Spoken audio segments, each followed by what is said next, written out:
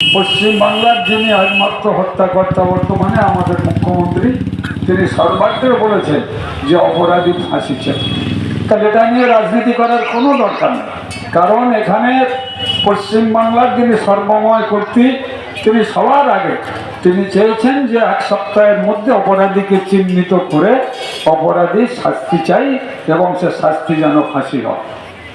তাহলে এখানে অন্যান্য দল যে রাজনীতি করতে চাইছে, সবাই তো চাইছি শাস্তি হোক, এটা তো কারোর দ্বিমত নেই।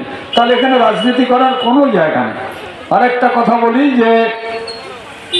যে মেয়েটা মারা গেছে, আমরা জয়নগর 2 নম্বর ব্লকের সমস্ত নাগরিক আমরা তার আত্মার শান্তি কামনা করি এবং আমরা জন্মান্তরবাদ বিশ্বাস করি এবং আগামী জন্মে সেই মহিলা, সেই মেয়ে যাতে আবার জন্মগ্রহণ করে যে সেবাব্রত গ্রহণ করেছিল, সে যেন আবার ডাক্তারে মানুষের সেবায় যেতে পারে, তার জন্য আমরা সবাই কামনা করি এবং তার আত্মার শান্তি কামনা করি। আমি শুধু কয়েকটা কথাই বলবো, এখানে সিপিএম বিজেপি যারাই হোক এটা নিয়ে বাংলাদেশ বানাতে চাইবেন না। বাংলাদেশের একটা ছাত্র আন্দোলনের নাম করে তার পিছনে বিভিন্ন শক্তির মদত দিয়ে একটা রাষ্ট্র শক্তিকে উৎখাত করে দিয়েছিল কদিন আগে। সেইভাবে এখানেও সমস্ত বিরোধী দল তারা এই একটা সুযোগ নিয়ে তারা যেন সেই জায়গাটা তৈরি করতে চাইছে।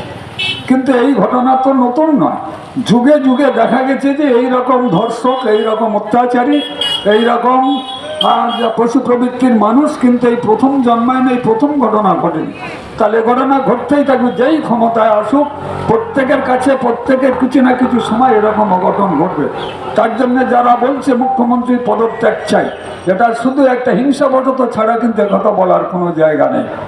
আর একটা কথা বলবো, যে যারা এই ঘটনাকে সামনে রেখে আরজিকর মেডিকেল কলেজে ভাঙচুর করলেন, তাদের উদ্দেশ্যে একটা কথা বলি, আমরা তাদেরও বিচার চাই। এই কারণে যে একটা মানুষ মারা গেছে তার জন্য যেমন আমরা বিচার চাই, এবং যেখানে হাজার হাজার মানুষের জীবন দান হয়, যে প্রতিষ্ঠানে হাজার হাজার মানুষের জীবন দেয়, সেই প্রতিষ্ঠানের উপর আঘাত করা মানে হাজার হাজার লাখ লাখ মানুষের ক্ষতি করা, তাদের জীবনহানি করার সমপর্যায়ে পড়ে। তাই যারা এই কাজ করেছে, যারা আরজিকর মেডিকেল কলেজ ভাঙচুর করেছে, তাদের উপযুক্ত শাস্তি হোক, এটা আমরা এই অবস্থান বিক্ষোভ মঞ্চ থেকে আমরা প্রচার করতে চাই, তাদেরও শাস্তি হোক।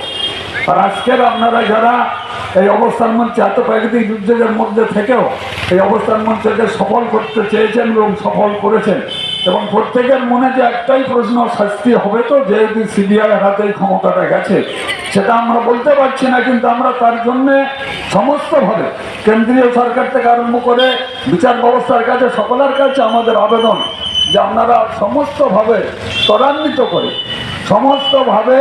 সমস্ত প্রমাণকে নথিভুক্ত করে যত তাড়াতাড়ি সম্ভব তদন্ত গুটিয়ে এনে এই বিচার প্রক্রিয়াকে যতটা সম্ভব গুটিয়ে এনে যেন অপরাধী শাস্তি পায়, তার জন্য আমরা অবস্থান বিক্ষোভ মঞ্চ থেকে আবেদন জানাচ্ছি।